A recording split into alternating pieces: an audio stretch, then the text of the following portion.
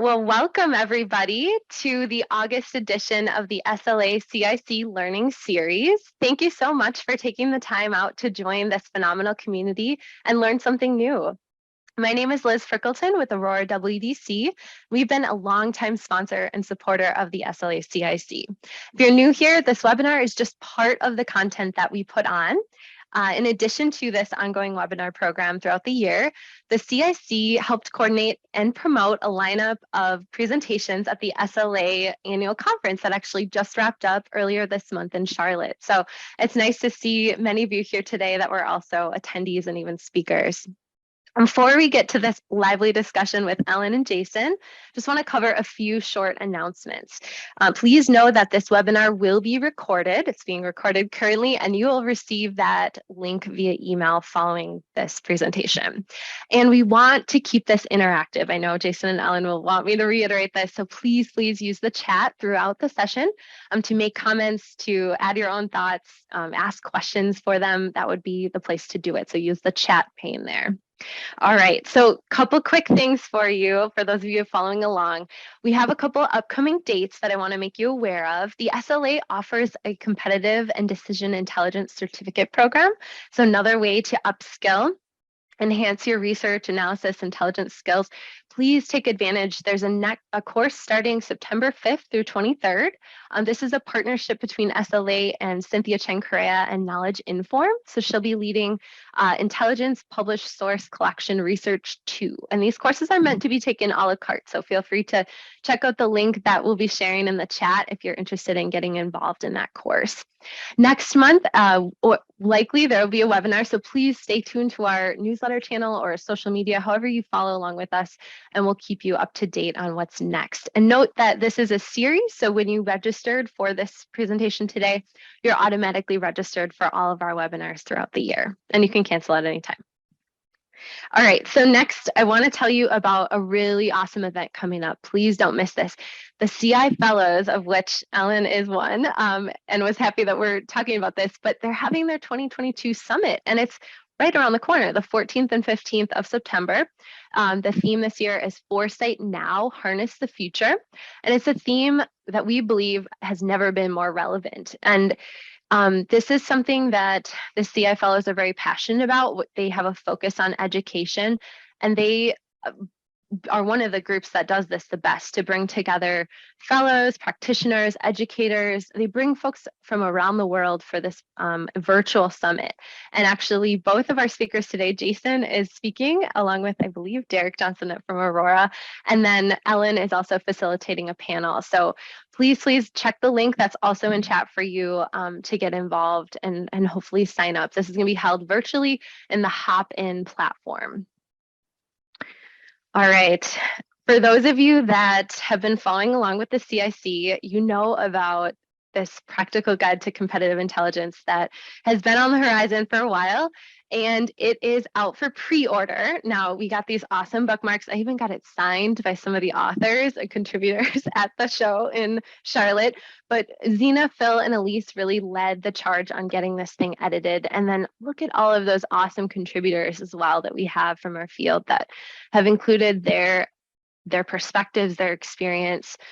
This is going to be, I think, also a must read for a lot of us. So get the practical in your hands. So this is going to be key for all of us as well. So click the link to go to find out how you can pre-order the book. Unfortunately, it's not quite here, but we're still going to keep you informed when that comes out. Okay, something rewarding. How many of you are interested in doing more than just attending a webinar? Well, this is a way to strengthen your leadership skills. If you want to get involved, there's positions for you. So this is part of driving the CI community forward and giving back, lending a hand.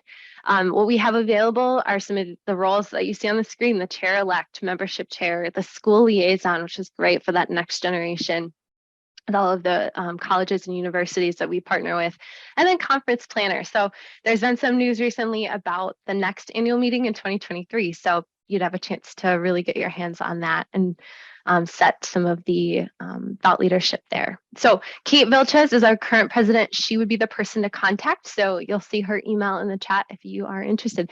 It's not a commitment, just it can be just to ask questions to see, again, what's out there, what's available. All right, I'm almost done, but I've still got another plug for you, the CIC mentorship program. So I'm taking a page out of Phil's book. He couldn't be here today. He said he had dueling podcasts. Look at that guy. And he is very passionate about this, as are so many of you that are on the line. And the philosophy is to leverage the passion and talent of so many of us that are here on the call. And I've heard that there's actually more mentors than there there's more of you guys raising your hands that are available for mentees. So this is your opportunity, whether you're thinking about mentoring or asking and requesting a mentor to get kind of linked up with. The unique part about our approach to this, the CIC mentorship program, is that it's broadening the scope and it's combining forces with like-minded organizations versus like a bunch of independent programs. So that's why you're seeing like names like Mercyhurst University, the Fellows, CIC, kind of all linking arms on this. So with that being said, I'm going to hand you to Phil when he's getting his inbox. Ask him questions about it if you want to get synced up with a mentor. Or if you want to be a mentor, just let us know. All right, the CIC survey is out, and this is something that whether you're a member of the CIC community or considering joining, we'd love to hear from you. I promise it'll take about 5 minutes. There's a reward. You might be the winner of the $25. So if you participate, you're getting entered into that drawing. But we really just want to hear from you. Tell us about yourself, how we can help drive this community forward, whether that's topical content or events or activities. We've always gotten some really cool data from our last member survey. I think, like, for example, one of the last surveys we did, analysis techniques and tools was one of the most desired topics for webinars and educational sessions. So I know just as the curator of that, I always really, really appreciate hearing from you. And this is the forum to do that. It closes September 14th. So get in there and get entered to win that $25. We are going to be live tweeting during this session. So if you are a Twitter user and like to interact that way, please use the hashtag CIC webinar. And will keep the conversation going even outside of this Zoom forum.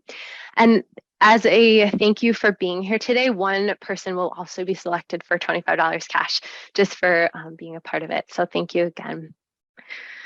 Okay, I am keeping an eye on the clock, and I want to make sure that you hear from Ellen and Jason. So I think without further ado, I'm going to just give a brief introduction and hand over the floor.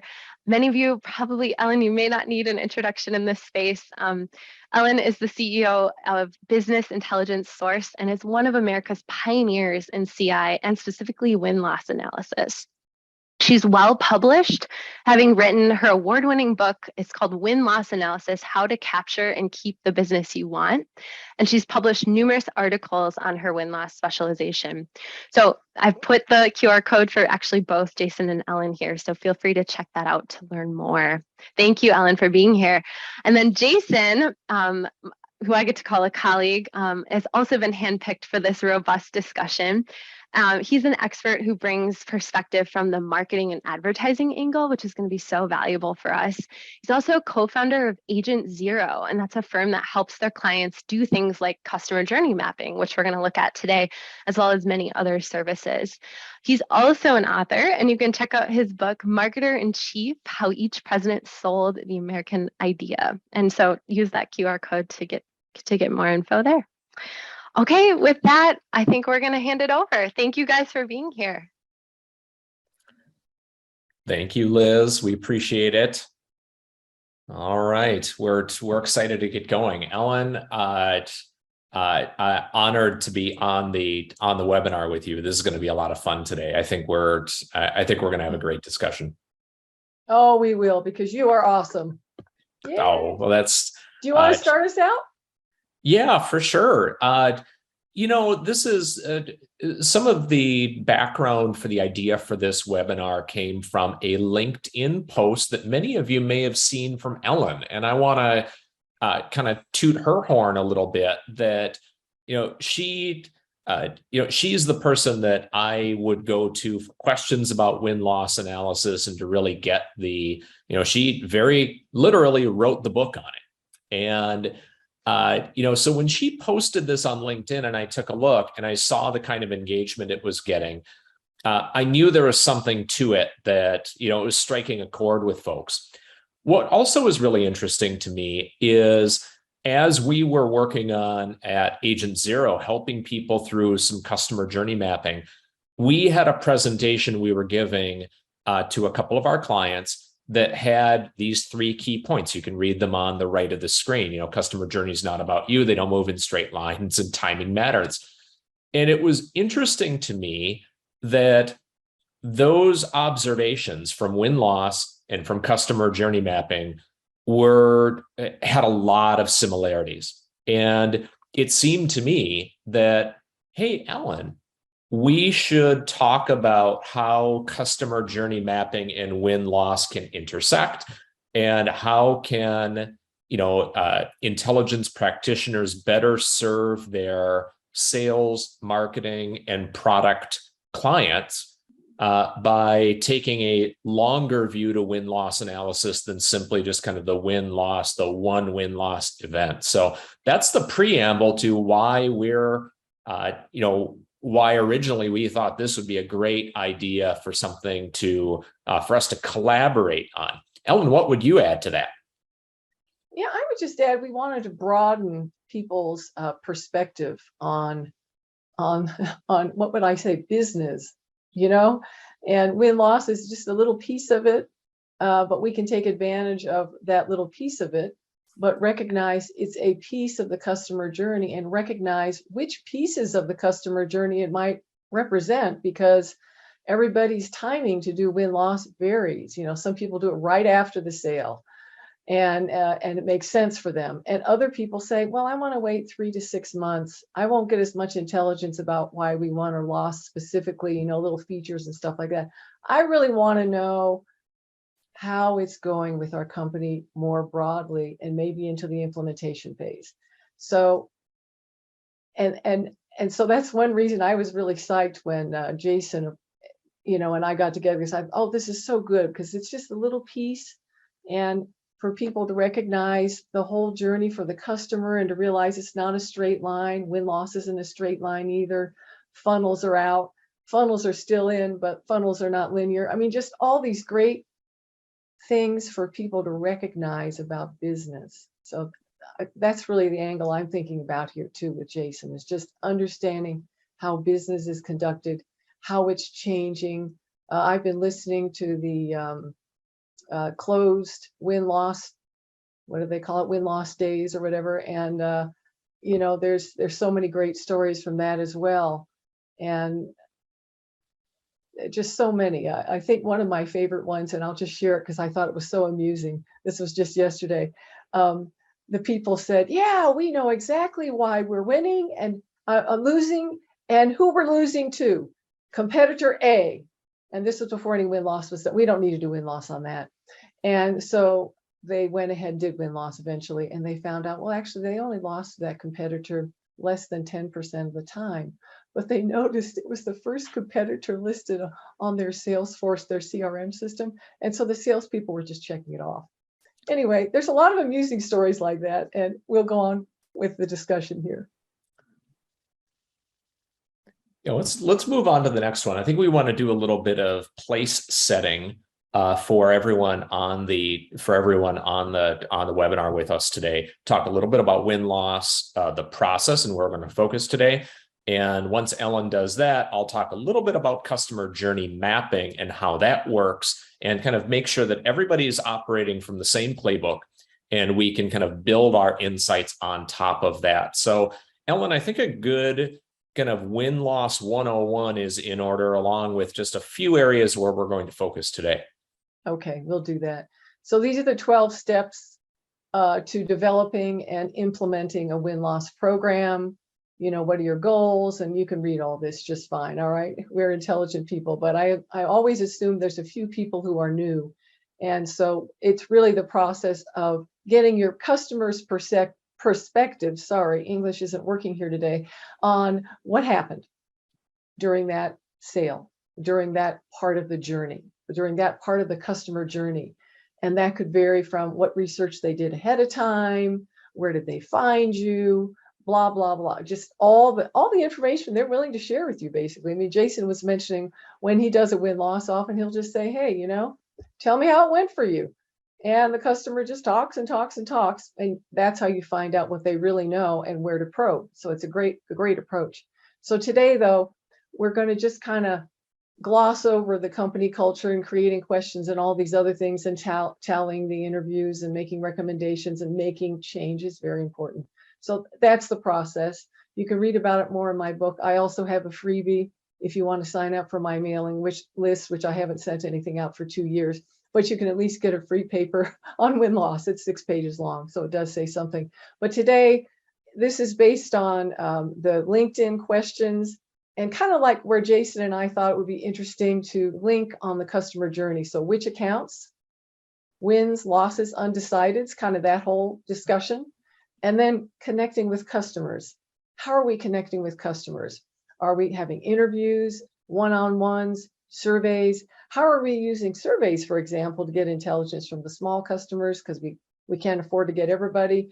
Or are we using surveys as a means to figure out who we ought to talk to more?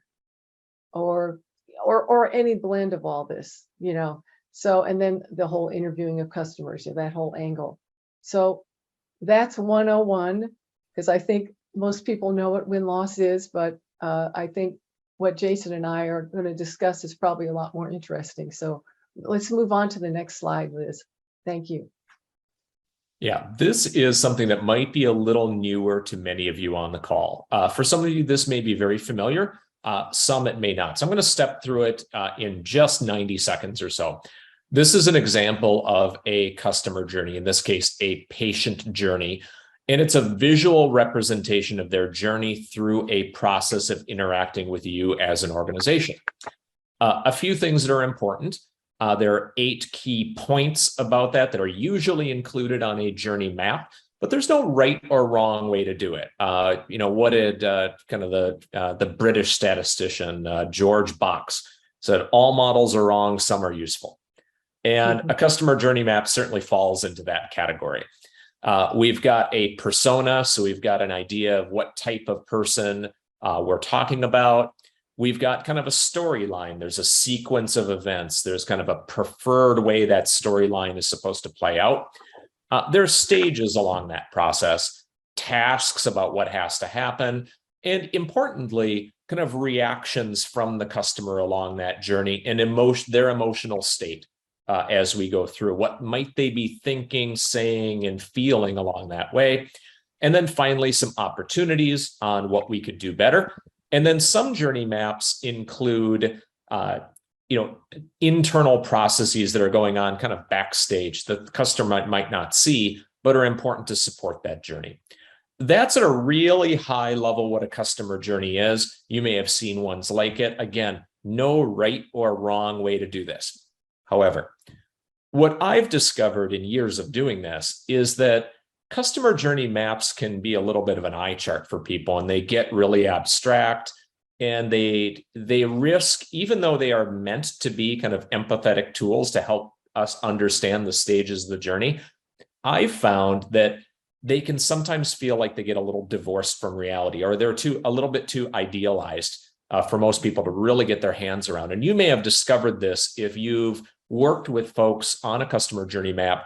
You may have found an executive or a kind of a VP's eyes glaze over a little bit with all the detail, just trying to get the colors, the emotions. It just doesn't feel right. So what I like to do is kind of break it down. I love to use really simple examples, and I want to use that now. So Liz, why don't you move to the next slide, and we'll go through a really easy example, one that we all know.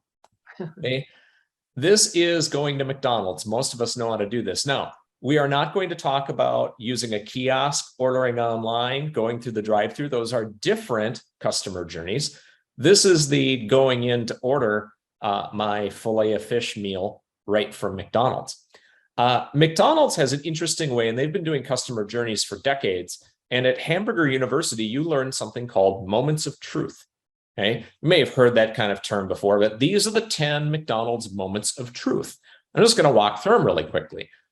You can see the sign visible from the road. How many people have been driving down the interstate and seen the sign for McDonald's? That is not a mistake.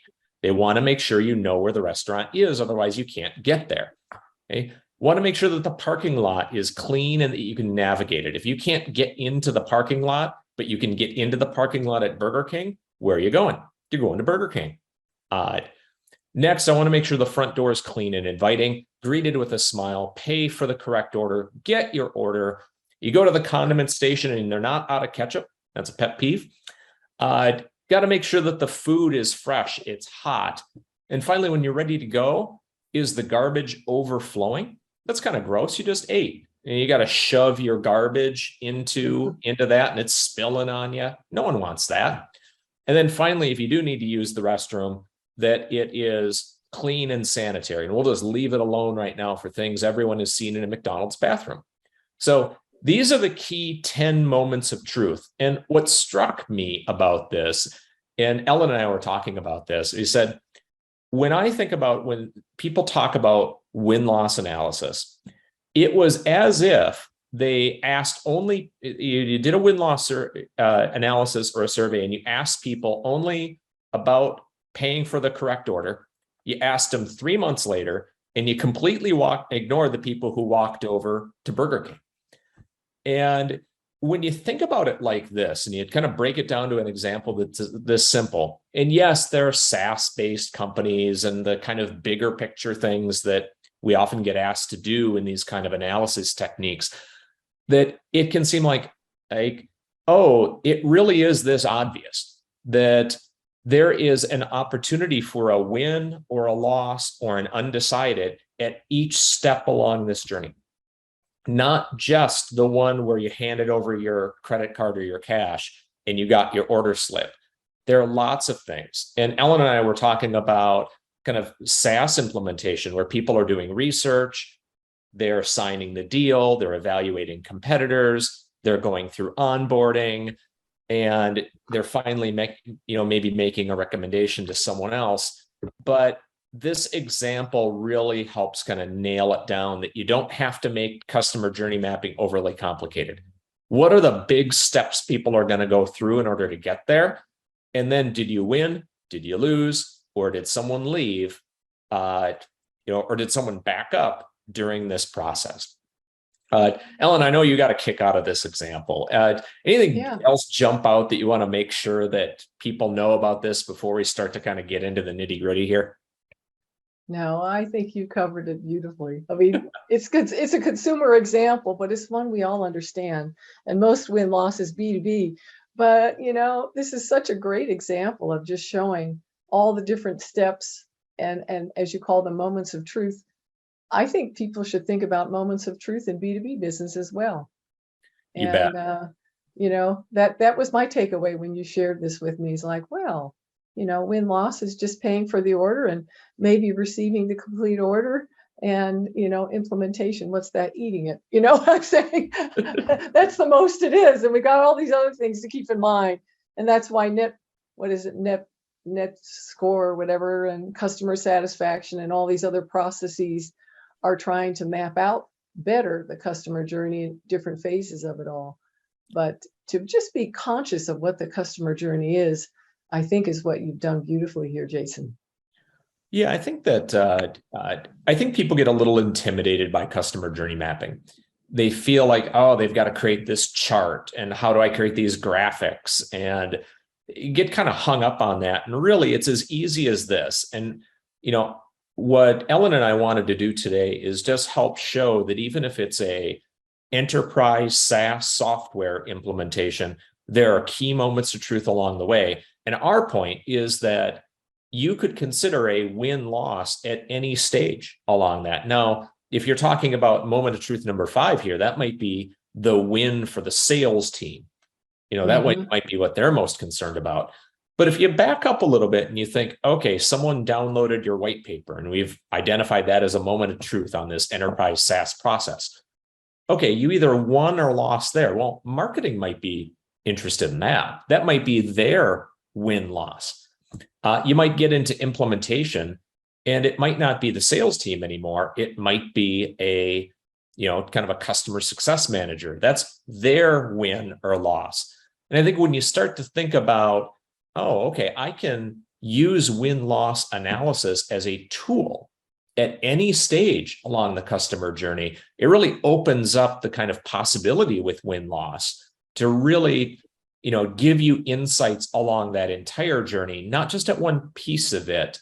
And for those of you who are win-loss practitioners or CI practitioners, it can help you expand your internal stakeholders and your clients, expand their view of what win-loss can do for you, above and beyond just something like a quantitative survey or some dashboard of metrics.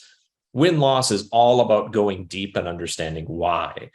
And that's why I think it's so valuable here. And some of the missed opportunities that Ellen and I believe could be expanded and explored with this. So let me also add something here, Jason, that we didn't talk about, but I'm just sitting here going, wow, as I'm looking at this, I'm thinking, okay, let's say you plug in your moments of truth, right?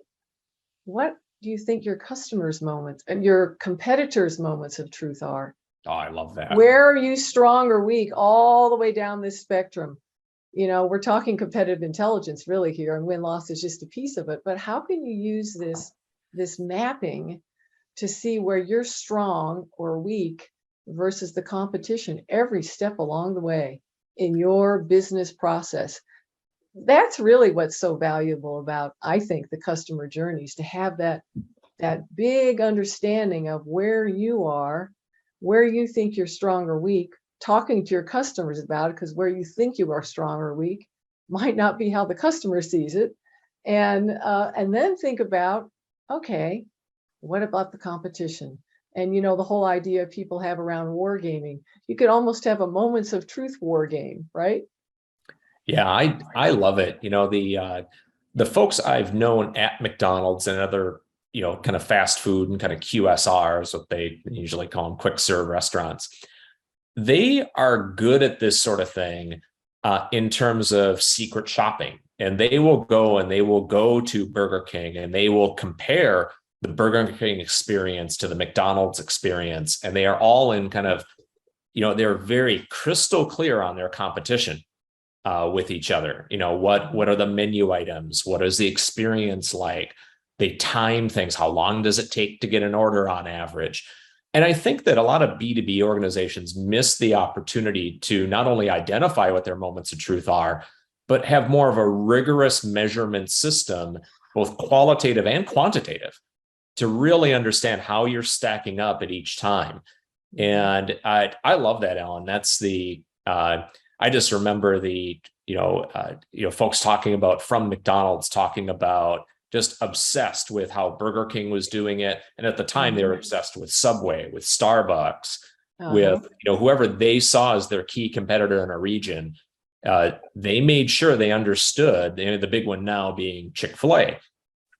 How can they get everyone through that drive-through so quickly? And McDonald's could not figure it out for the longest time. They looked at that journey and said, boy, my drive-through experience is the biggest complaint they had is it takes too long. Now, how can you fix that? And, that's how you fix it, by it, just like you said earlier, Ellen, that like, hey, we thought we were competing against company A because company A was at the top of the alphabet. Do you really know? Did you really win? Or is it just kind of a case of survivor bias, or they just didn't have any other good choice? It's just, or they didn't know. Insight you can extract. Yeah. And this is also very commonly done in the hotel industry. Yes, absolutely. When you were just mentioning to me about the secret shopper, it's done in retail as well. Phil could talk about that till the cows come home, right? From his Best Buy. Good. And Ulta, there's some industries where this is relatively easier to do and relatively easier to quantify because it's more visible. I think where it's more challenging and why it's a really good exercise to think about, though, is in the B2B space. What are these moments of truth? You know, Yeah, and that's one of the things I was learning yesterday from from these guys, various speakers, was, well, the customers do all this research before they ever call sales. Sales has lost control of sales, basically, in most companies, because and it's very uncomfortable for them, and a lot of them are fighting it. And those who fight it don't win business. Those who realize this is how it is, and work with it and flow with it.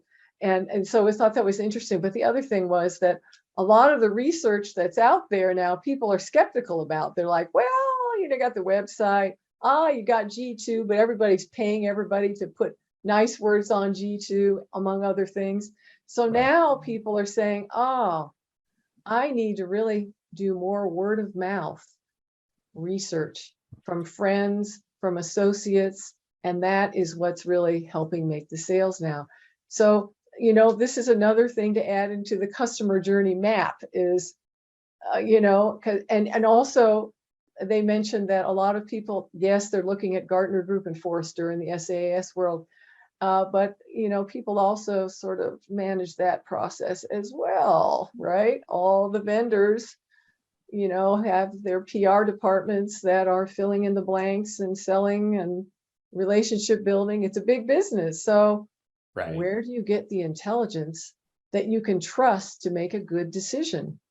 And I thought that whole angle over the last, yesterday was just an interesting one to think about, because in win-loss, a lot of times we assume they've done all this research ahead of time, and a lot of times they certainly have. But I talked to one the other day that said, I don't like to do all that research ahead of time. I'd rather see what sales and has to say, and the marketing team from the providers of the service. Then I want to go do the research. And so in that case, G2 was happy, right? Or among other sources, and then I like to talk to people who might have used either of the two competitors' systems, and not those, though, that are on their website. I want to find people that I can find on my own. So the buying process is so much more complex because we have all these different angles. And then to mention the last one, which is we have buying committees now. And since people are working from their homes, the buying committees have expanded. More people feel like they have a vested interest in the process of buying something. So who do you position with, as a salesperson? So you have that whole angle. Anyway, this is enough. We should move on, right? Unless you probably have some more. Well, I got a question from Christine on, kind of moments of truth, and yes, and how McDonald's and frankly other organizations, how many journeys are we really talking about? How many are the moments of truth different in different regions? Short answer, yes. Different for different cultures? Short answer, yes. Different types of experiences. However, there is a balance there, right? In terms of kind of complexity and simplicity, where you want to make sure that, if you have 10 moments of truth, that can be trained, that can be compensated, that can be coached. If you had 50 moments of truth, it can't, and there's a balance between kind of, you want things, misattributing the quote to Albert Einstein, he wasn't the first, wouldn't be the last. Say you want things as simple as possible, but no simpler.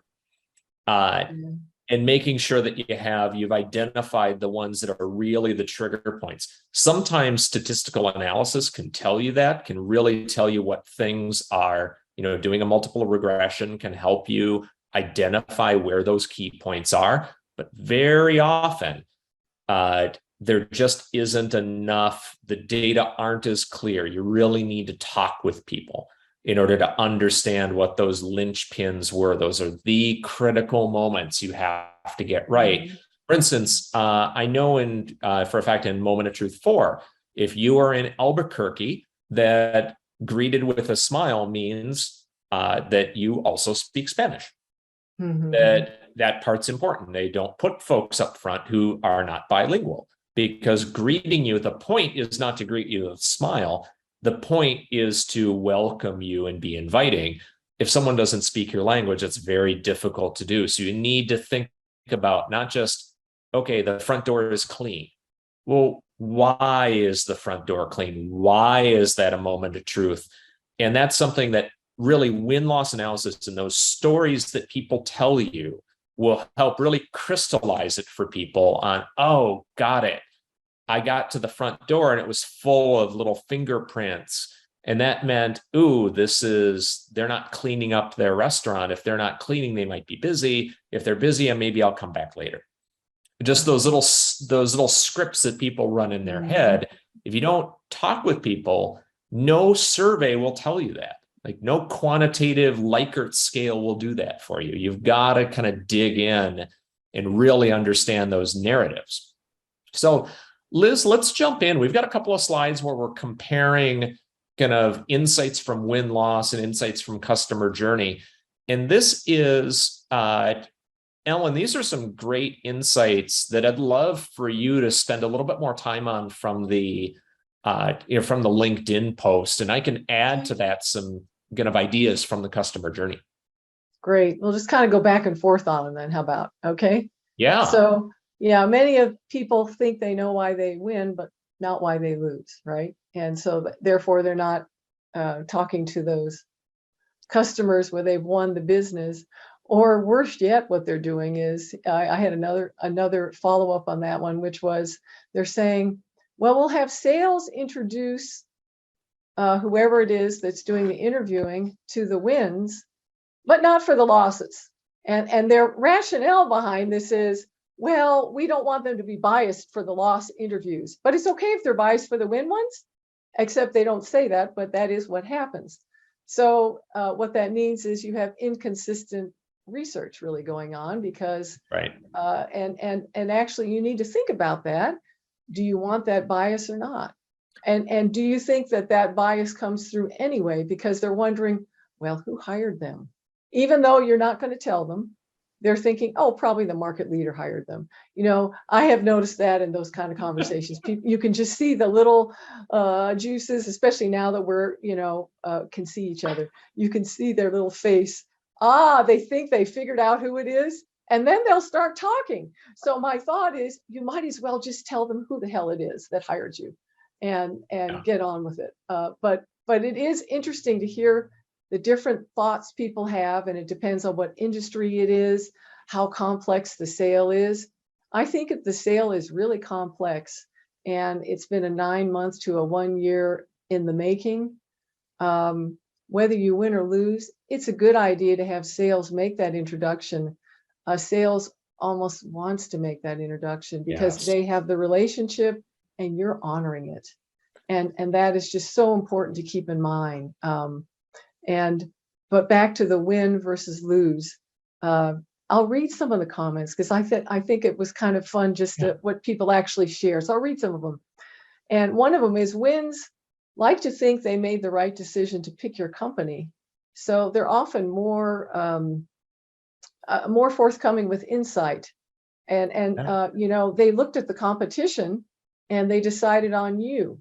Well, who did they even look at to start out with would be kind of nice to know, but then why they decided on you.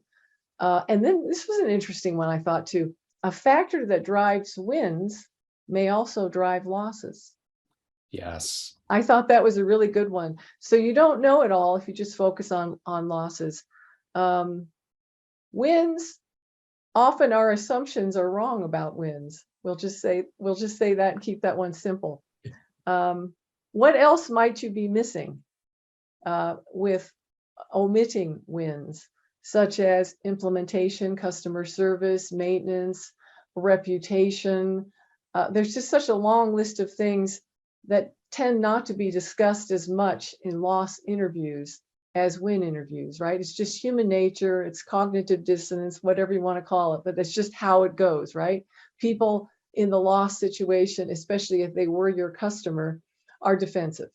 Whereas a lot of time they tend to be, I shouldn't say are, because everybody's different. And I guess that's the thing we have to keep in mind when we do win-loss interviews, or any interview, is you're talking to a human being, and we all tend to put people into personas. Hello, they're an individual, they are unique, and you need to treat them that way. And when you do, boy, do they open up. What else do they say? They have some pretty cool things. Well, I think Even if you're thinking, Yeah, go ahead. Why don't you say Yeah, something no, too? We'll I go think back I and forth. can.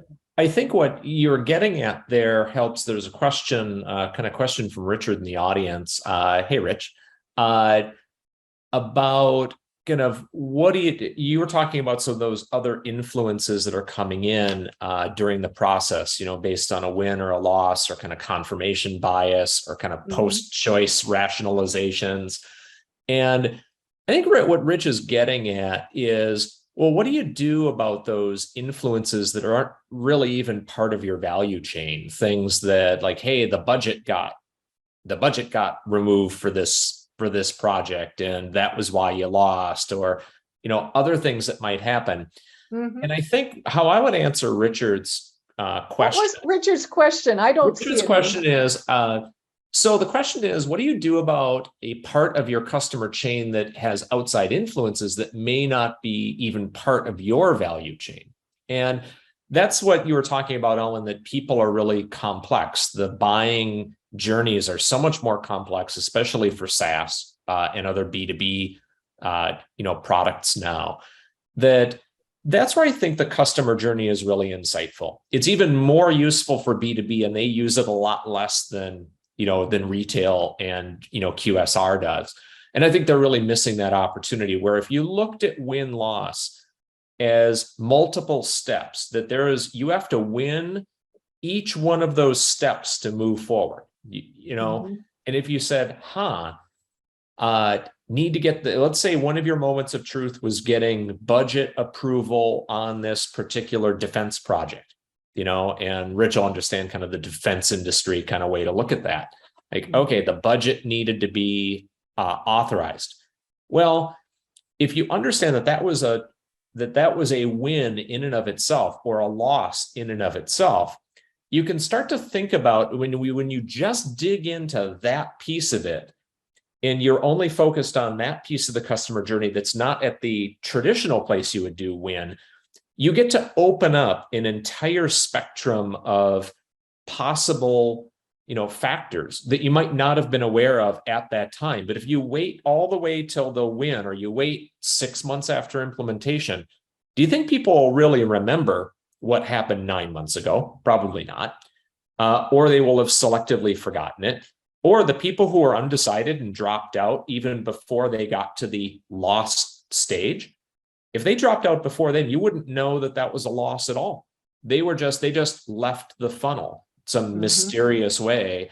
And my issue with marketing folks sometimes is that they accept that without questioning it.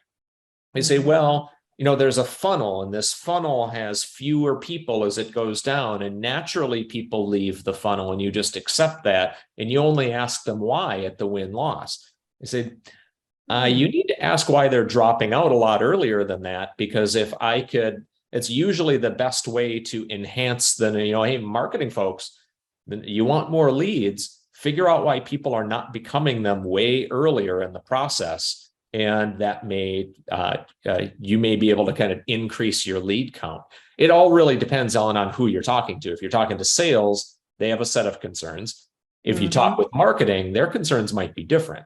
And they're all related, but they're not the same. So, Rich, I hope I answered your question. We can always, if we didn't, we can keep going. And budget, I think, is always a good Yeah. one, though, to jump into probably the most often quoted answer why you lost is budget. Well, that's an opportunity for you as a win-loss person to say, oh, gee, you didn't think you were going to get a value, or you had the budget initially. Why do you think that changed? And a lot of times customers will open up and tell you why that changed. And then, oh, okay. And you can get an idea if there ever will be a future opportunity with this customer, when it might be. Something sales should actually be doing, but they don't usually. And so you have an opportunity to say, oh, okay. And 6 months down the road, okay, we'll get back to them again. And one of the other questions that Jason and I were discussing that one of my clients came up with, I take no credit for it, was, if you were to make the decision now that you made 3 months ago, 6 months ago, whenever ago, would it still be the same one? And I think that's That's a such great a question. fabulous way at getting it so much. And this was a client of mine that's in the cleaning business. And I just thought, brilliant question. And for losses, the one I often ask is there anything we could have done to win your business? Yeah. The key to being good at win-loss, I think, is to ask pretty broad questions and then also hone in on what it is you sense they know more about and are willing to share.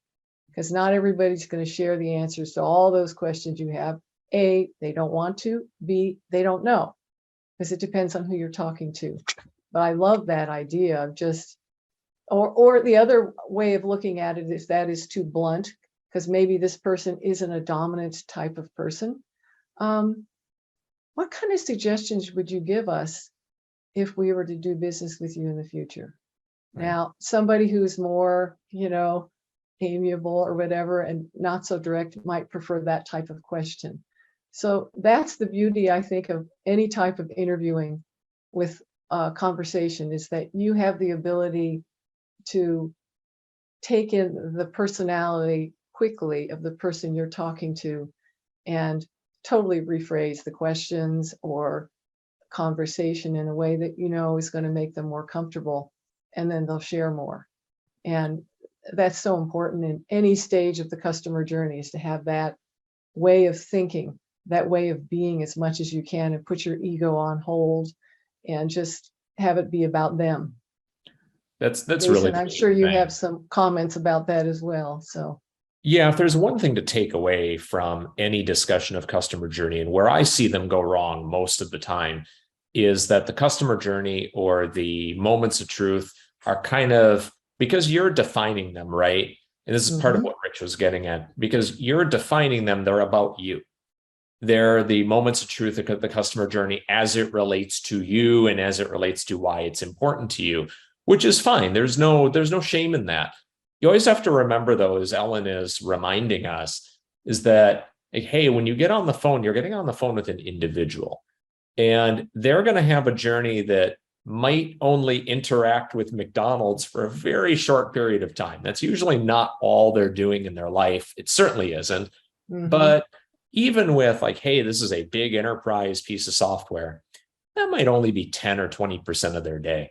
And there's a lot of things going on that are beyond that. And if you're not asking open-ended questions, you're not exploring all the things that are going on there, you might be thinking you're losing, for instance, but really what's happening is people are reprioritizing their time. How could you set better expectations up front and earlier in the process? If you knew that people were going to be time crunched, how do you set better timeline and budget expectations earlier in the process so that you reduce the number of people who are going to drop out based on a budget or timeline misaligned expectation? That's kind of how you take some of these insights. And if you think about it from a customer journey perspective, you can take insights you learn and set better expectations up front, better qualify people up front. That's really the benefit here. Hey, Liz, let's kind of jump to the last slide. So we've got in the kind of final 10 minutes here. There we go. Perfect. Yeah. Just to kind of cover a few of these other key, this is kind of taking a look at it from the opposite perspective. Things we learned from customer journey that we can really enhance with win-loss. And all I'd like to say before I hand it over to Ellen, which I think is the real insight here, is that a B2B or B2C customer journey, moments of truth, they're all simplifications. They're all useful to varying degrees, but be very careful. They tend to imply that people only move forward in a customer journey. They tend to imply that there is no alternative path to this journey. People couldn't decide, oh, I'm in the parking lot, I'm going to leave and I'm going to Burger King because they look busy in there. They don't, they show all the stages as these equidistant, kind of stages along the journey, when in reality, we all know that some of these things are very long experiences, some are very short. Timing matters. And the longer a particular stage goes, the more opportunities for things to kind of come in and out. And you've got to understand and be aware of time and timing as it relates to mapping that journey and making sure that if you know, hey, this research process is 3 months, but vendor qualification is 3 days. Mhm. Okay, well, what the opinions might be a lot sharper. When might you contact somebody based on this stage versus this one could be very different based on how long it may take. And now I know, Ellen, you and I had a great discussion when we were preparing for this webinar about some of that, especially as it related to kind of qualitative versus quantitative, and kind of what is kind of the right time and place to do both. I'd love for you to talk about that a little bit more. Let me also talk about a couple of other things you brought up before I forget them, because I'm old. I have to write them down now because the brain just goes, oh, gone. All right. It doesn't come back. All right. As far as who to talk to, in win-loss, I thought I would just mention that, or really anywhere in the journey, the person you want to talk to, you need to think about that. And in win-loss, I'll just address that since I'm more familiar with that, is I often ask, who's going to be the most chatty and the most sharing in your experience with this customer? And often enough, it's a key influencer. That's my favorite person to talk to, not the decision maker, because the key influencer understands so much more about it all. And that key influencer understands the decision-making process because they are a key influencer. So they have the answers to a lot of the issues we care about. And they've also got that sensitivity, back to what Jason was saying about the customer journey.